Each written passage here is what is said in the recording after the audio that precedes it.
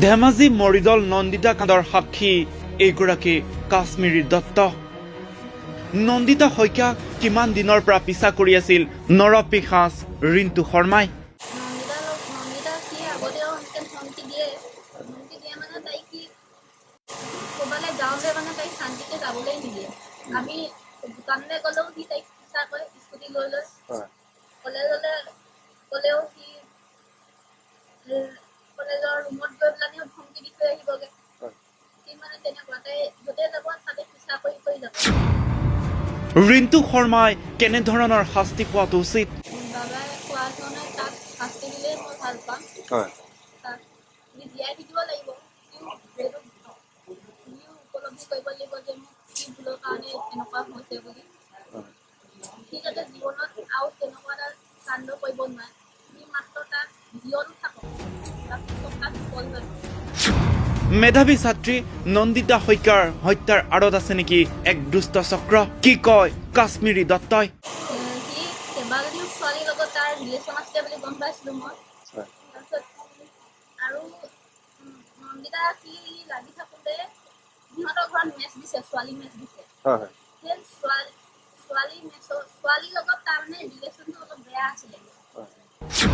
ধেমাজিৰ মৰিদল মহাবিদ্যালয়ৰ ছাত্ৰী ঢকুৱাখানাৰ জীয়ৰী নন্দিতাৰ কাণ্ডক লৈ এতিয়া সৰ্বত্ৰে প্ৰতিবাদ সাব্যস্ত হৈ আছে। ঠিক তেনে সময়তে নন্দিতা কাণ্ডৰ সাক্ষী এগৰাকী কাশ্মীৰী দত্ত। কাশ্মীৰী দত্তই ৰিপৰ্টাৰ অসমত প্ৰকাশ কৰিলে অপ্ৰকাশিত সত্য। নন্দিতা শইকীয়াক কিমান দিনৰ পৰা পিছা কৰি আছিল এগৰাকী ৰিণ্টু শৰ্মাই। শুনক এগৰাকী কাশ্মীৰী দত্তৰ মুখেৰে। বাবাই কোৱা ধৰণে তাক শাস্তি দিলেই মই ভাল পাম। তাক জীয়াই থাকিব লাগিব। সিও উপলব্ধি কৰিব লাগিব যে মোক কি ভুলৰ কাৰণে এনেকুৱা হৈছে বুলি। সি যাতে জীৱনত আৰু তেনেকুৱা এটা কাণ্ড কৰিব নোৱাৰে। সি মাত্ৰ তাক জীয়নো থাকক, বাকী চব তাক বিফল হৈ গ'ল। সি এনেকৈ জীয়াই থকাটোৱে মই বিচাৰিছোঁ তাক শাস্তি হোৱাটো।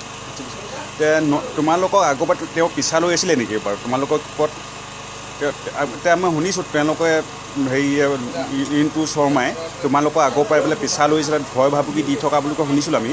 কথাবিলাক সত্য নেকি? নন্দিতা সি আগতেও ধমকি দিয়ে মানে তাই কি ক'বালৈ যাওঁতে মানে তাইক শান্তিকে যাবলৈ নিদিয়ে। আমি দোকানলৈ গ'লেও সি তাইক পিছা কৰে স্কুটি লৈ লৈ, কলেজলৈ গ'লেও সি কলেজৰ ৰুমত গৈ পেলানিও ধমকি দি থৈ আহিবগে। সি মানে তেনেকুৱা তাই য'তে যাব তাতে পিছা কৰি কৰি যাবহি। আৰু মৰিধল চাৰিতে সি ইমান বেয়া বেয়াকৈ গালি পায়, ক'বলৈ ভাষা নাই মানে। মই লগৰ হিচাপে তাইৰ হাতখন কেতিয়াও এৰিয়া নাছিলোঁ। তাইক সি কেইবাবাৰো খেদা লৈ আহিছিলে মৰিধল চাৰিতে। মানুহে ভাবে তাইক তাইৰ ওচৰলৈ আহিলে মই তাইক তাৰ ওচৰৰ পৰা অঁতৰাই মই সেই চাইডে গুচি গৈছিলোঁ। মানুহে ভাবিছিলে চাগে মোৰ লগতে কিবা আছে বুলি, মোৰ লগতে কথা পাতি আছে বুলি ভাবিছিলে মৰিধল চাৰি দেখা মানুহে চাগে ভাবে তেনেকৈ। কিন্তু তাইক মই সেইখিনি তাৰ ওচৰলৈ কেতিয়াও যাব দিয়া নাছিলোঁ। সি আৰু বহুতবাৰ তাইক তেনেকৈ চোচালৈ খেদা মাৰি মাৰি আহিছিলে। আমি হোষ্টেলত থাকোঁতে সেয়া এতিয়া আমি হোষ্টেলৰ পৰা ওলাই যাওঁ অকণমান বজাৰ চজাৰ কৰিবলৈ, খোৱা বস্তু আনিবলৈ, তেতিয়া সি তেনেকুৱা কৰিছিলে। এতিয়া কিছু সময় আগতে মই শুনিছিলোঁ তুমিয়ে প্ৰকাশ কৰিছিলা বোলে ৰিণ্টু শৰ্মা এটা দুৰ্দান্ত অসুৰৰ নিচিনা বুলি কৈছে, বিভিন্ন ছোৱালীৰ জীৱন ধ্বংস কৰিছিল বুলি কোৱা শুনিছিলোঁ। সেইটো বিষয়ে অলপ কোৱাচোন তুমি। ময়ো ইয়াৰ আগত জনা কথা মানে সি কেইবাজনীও ছোৱালীৰ লগত তাৰ ৰিলেশ্যন আছিলে বুলি গম পাইছিলোঁ মই। তাৰপিছত আৰু নন্দিতা সি লাগি থাকোঁতে সিহঁতৰ ঘৰত মেচ দিছে, ছোৱালী মেচ দিছে। সেই ছোৱালীৰ লগত তাৰমানে ৰিলেশ্যনটো অলপ বেয়া আছিলে। সি তাৰ ফটোকপি আছিলে মোৰ ওচৰত ছোৱালীজনীৰ লগত থকা। নন্দিতাই দেখিছিলে। নন্দিতাই তাক তেতিয়া বহুত বেয়াকৈ কৈছিলে, তই এনেকুৱা তেনেকুৱা বুলি, তহঁতৰ ঘৰৰ মানুহটো এনেকুৱা বুলি।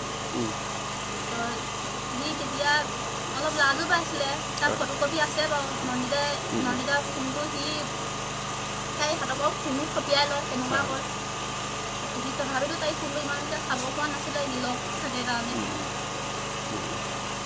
এতিয়া মই অলৰেডি গম পাইছোঁ এটা চক্ৰই ৰিণ্টু শৰ্মাক নিৰ্দোষী সজাবৰ কাৰণে উঠি পৰি লাগিছে বুলি গম পাইছোঁ আমি। ছ'চিয়েল মিডিয়াতো বিভিন্নজনে পোষ্ট কৰি আছে।